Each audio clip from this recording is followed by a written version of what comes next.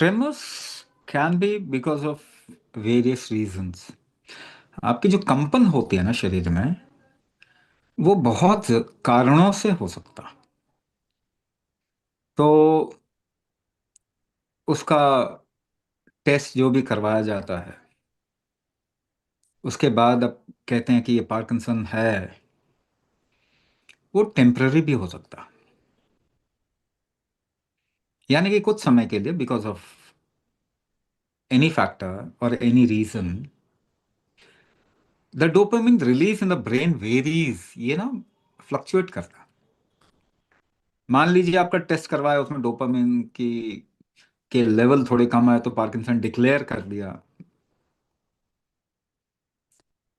ये ये जो प्रोटोकॉल है ना, इसमें डिस्क्रिप्शन, इसमें गड़बड़ी है।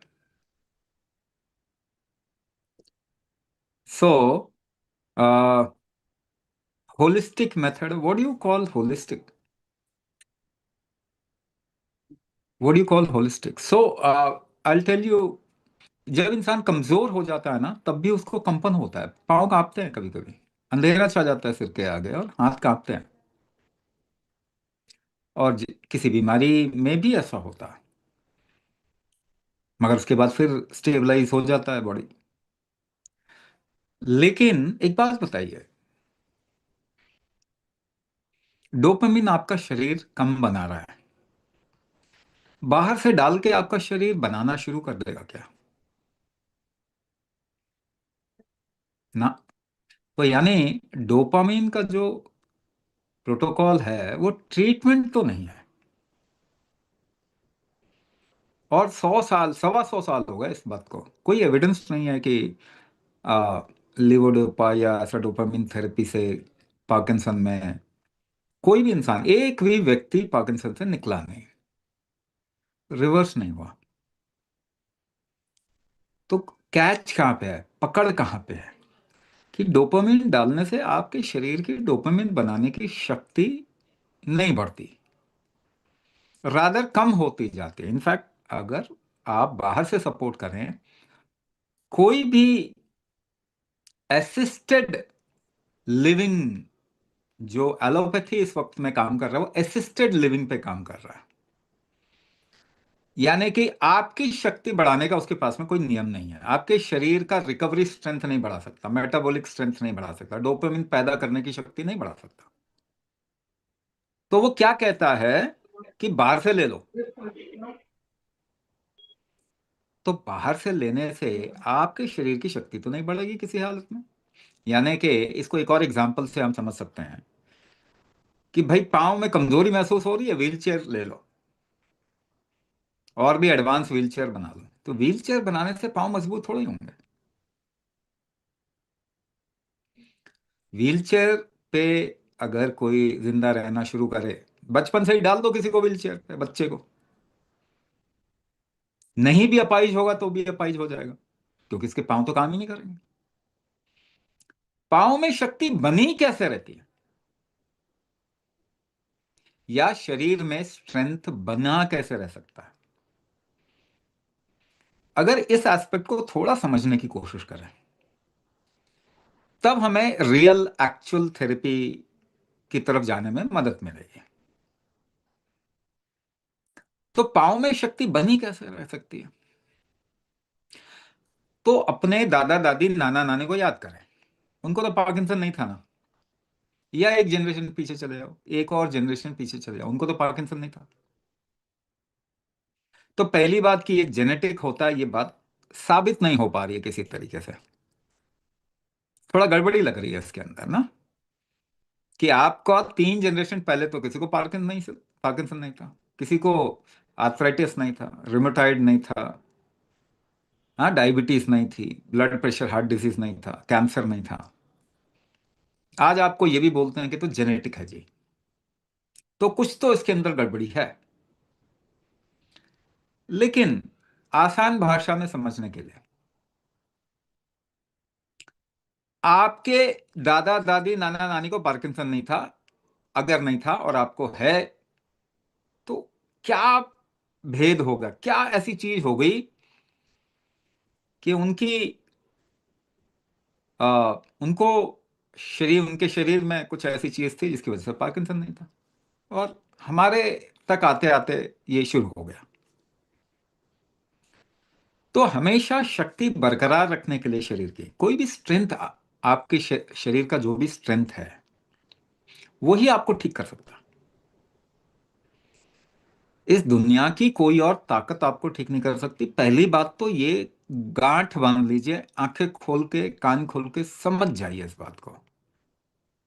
इसका प्रूफ भी मैं दिए देता हूं, आपको भी प्रूफ मालूम है, आपके एक्सपीरियंस में भी आपको मालूम है।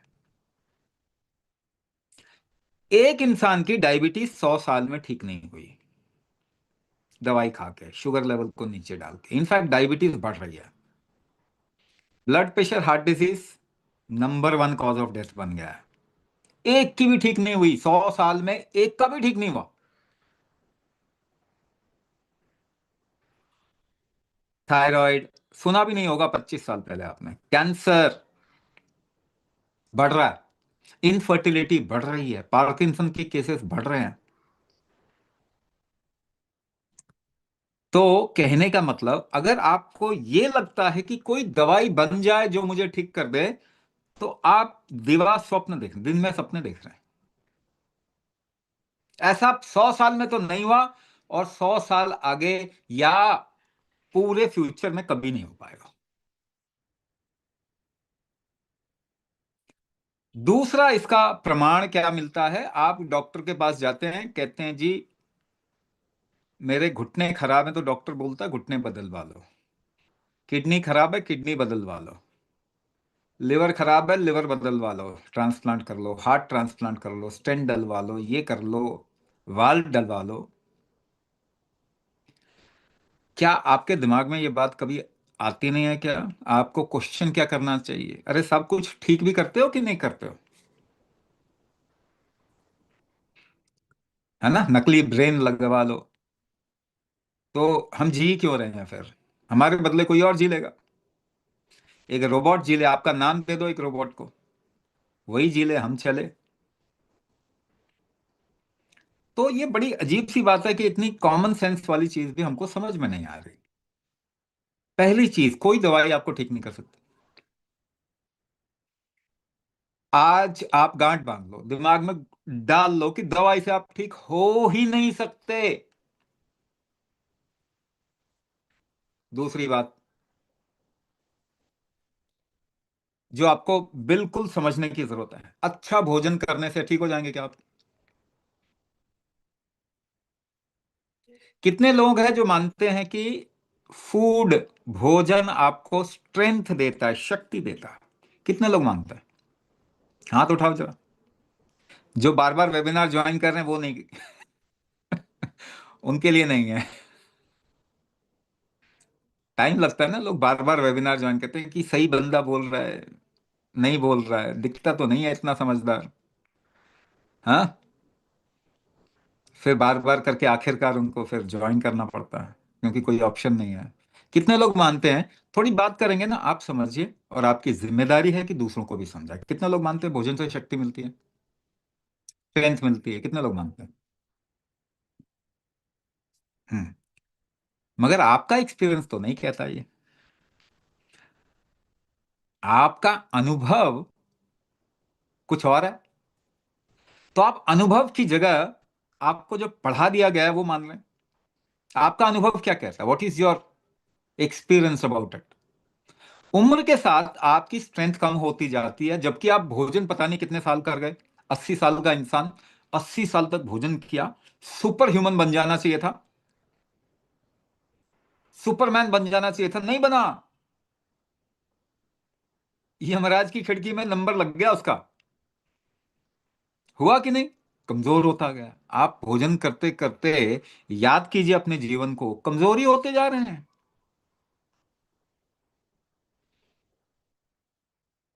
मगर जब सवाल करते हैं तो आपके दिमाग में यही आता है, क्योंकि आपने पढ़ा है कहीं ना कहीं। आपके अनुभव को माने।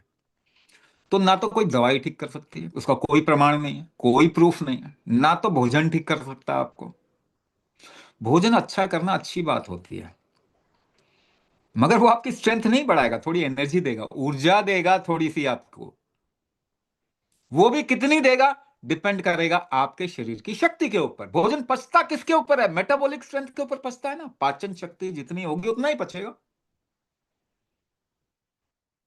आप कमजोर इंसान को 3-4 गुना उसके खाने के क्वांटिटी के हिसाब से भोजन खिला सकते हैं क्या? नहीं खिला सकते। पचेगा ही नहीं उसको, और खराब हो जाएगी उसकी हालत। तो भोजन भी आपके शरीर की शक्ति के ऊपर पचता।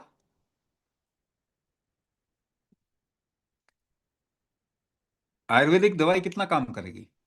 भोजन जैसा ही है वो, जितनी आपकी शरीर की शक्ति है उतना काम करेगी। मगर दवाई से कोई स्ट्रेंथ, आयुर्वेदिक दवाई, नेचुरल दवाई से भी स्ट्रेंथ बढ़ेगी क्या आपके शरीर की? ये पहले आप डिसाइड कर लो, पक्का कर लो, 100% पक्का कर लो।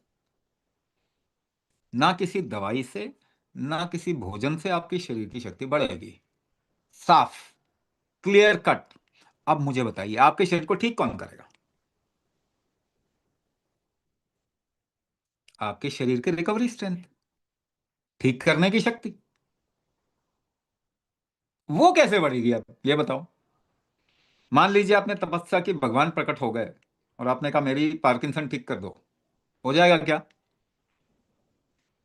नहीं होगा, वो भी नहीं होगा। मैं आपको साफ बता रहा हूं, कहेंगे तुमको शरीर तो दिया ही हुआ है, ये तो अपने आप को ठीक करता है, इसको खराब क्यों किया? तो आपके शरीर की शक्ति ही आपको ठीक करेगी। Strength of your body, recovery strength of your body will recover you. मगर बल, इसे बल कहते हैं। संस्कृत में क्या कहते हैं? बल। बल वृद्धि का नियम क्या है फिर? तो अपने दादा दादी, नाना नानी को याद कीजिए, उनमें पार्किंसन क्यों नहीं था? क्योंकि वो दिन भर शरीर से काम लेते थे, जोर लगाते थे। हाँ या ना? तो आप शरीर से जितना जोर लगाएंगे, उतना ही शरीर का स्ट्रेंथ बरकरार बना हुआ रहता है। अब शरीर से जोर लगाने की स्थिति रही नहीं। आप ये प्रश्न कर सकते हैं, क्वेश्चन कर सकते हैं कि भाई ज्यादा एक्सरसाइज करेंगे क्या? हम एक्सरसाइज कैसे कर रहे हैं? वजन कैसे उठाएं? वजन उठाने की जरूरत नहीं है, एक्सरसाइज करेंगे तो कर नहीं सकते। मगर जोर लगाना कैसा होता है, कैसे होता है, अगर हम समझ जाए तो कुंजी, हमें चाबी मिल जाएगी ठीक करने की अपने आप को। आपके दादा दादी जोर कैसे लगाते थे, आप कैसे लगाते हो? दोनों एक ही तरीके से लगाते हैं, सांस रोक के लगाते हैं। हाँ या ना? आपको समझ में आ रहा है? देखिए, इंटरेक्ट तो करना पड़ेगा। अब बात कर रहे हैं तो जवाब तो देना पड़ेगा, हाँ या ना? सांस रोक के जोर लगाते हैं कि नहीं? वजन कैसे उठाते हैं? सांस रोक के उठाते हैं ना वजन। नहीं तो ट्राई करके देखो, जोर लगा के देखो, धक्का दे देखो, खींच के देखो, जोर लगाओ जरा। सांस रोक के ही जोर लगाते हैं। बिना सांस रोक के कोई काम नहीं कर सकते आप। Walking, jogging, yoga, Zumba, aerobics, sports, climbing staircases, singing, dancing, chair से भी आपको उठना है ना, तो जोर लगाते आप, क्या किया? सांस रोक ली। तो उनकी जोर लगाने की शक्ति ज्यादा थी, आपकी जोर लगाने की शक्ति कम है। तो क्या डिफरेंस है? उनकी सांस रोकने की शक्ति ज्यादा थी, आपकी सांस रोकने की शक्ति कम है। हाँ या ना? मान रहे हैं बात? रियल वर्चुअल कुछ तो अंगूठा उठाओ, नहीं तो बात करने में मजा नहीं आता। अच्छा लगेगा कि हम सब लोग बात कर रहे हैं, कोई जवाब ही नहीं दे रहा है ना? ये बात समझ में आ रही है ना? तो उनकी जोर लगाने की शक्ति ज्यादा थी, आपकी कम है। यानी उनके शरीर का बल, स्ट्रेंथ ज्यादा था, आपका कम है। तो अभी क्या बढ़ाना है बता दो। आप ही बताओ, आप लोग समझदार लोग हैं। कुंभक करना पड़ेगा कि नहीं करना पड़ेगा? What have we lost in last 3 generation? पिछले 3 पीढ़ियों में हमने क्या खो दिया? शरीर की स्ट्रेंथ ही तो खो दी। यानी कुंभक कैपेसिटी खो दी, सांस रोकने की शक्ति खो दी। तो प्राइमरीली मैं आपको अब ये बोल रहा हूं, अगर आप कुंभक नहीं करेंगे तो कोई चीज आपको ठीक नहीं कर सकते। साफ बता रहा हूं, अगर अपनी शरीर की स्ट्रेंथ नहीं बढ़ाएंगे तो आप ठीक नहीं हो सकते। बाकी आपको जो पढ़ाया लिखाया जा रहा है उसमें ना तो कोई प्रूफ है इनफैक्ट आप देख लीजिए, हमने ह्यूमन जीनोम को बदल दिया दवाई खाते खाते। कितने लोग मानते हैं कि आपका शरीर केमिकल खाने के लिए डिजाइन हुआ था? कितने लोग मानते हैं इस बात को? आप पेट्रोल की गाड़ी में डीजल डालेंगे? कितने लोग पेट्रोल की गाड़ी में डीजल डालेंगे? कोई भी नहीं। ऐसा क्यों? कॉमन सेंस है भाई, वो डीजल के लिए डिजाइन नहीं हुआ। आपका शरीर केमिकल खाने के लिए डिजाइन हुआ है क्या? अगर हुआ होता तो आपकी टैबलेटें तो पेड़ पे लटक रही होती, तोड़ तोड़ के खाते रहते दवाइयां। तो गाड़ी के लिए कॉमन सेंस है, मैकेनिकल ऑब्जेक्ट के लिए कॉमन सेंस काम आता है। शरीर के लिए, अपने लिए कॉमन सेंस काम नहीं आता क्या? किसी फिरंगी ने उठा के बोल दिया जी ये केमिकल खाओ, यही है ट्रीटमेंट, और आपने मान लिया।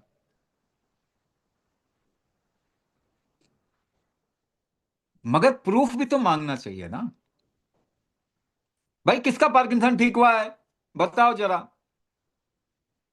तो कौन ठीक करेगा? आपका शरीर करेगा। कैसे ठीक करेगा? अपने बल पे करेगा, रिकवरी स्ट्रेंथ पे करेगा। वो क्या होता है? आपकी सांस रोकने की शक्ति होती है। तो क्या सांस रोकने से ठीक हो जाएगा? नहीं, सांस रोकने से नहीं ठीक हो, उसको सही तरीके, सही फॉर्मूला देना पड़ेगा। क्योंकि एक तरीके से अगर ये रोकेंगे तो ये लिवर की तरफ में इसका असर जाएगा, दूसरे तरीके से किडनी की तरफ में चला जाता है, नर्वस सिस्टम की तरफ में कैसे जाता है, ब्रेन की तरफ में कैसे जा सकता है।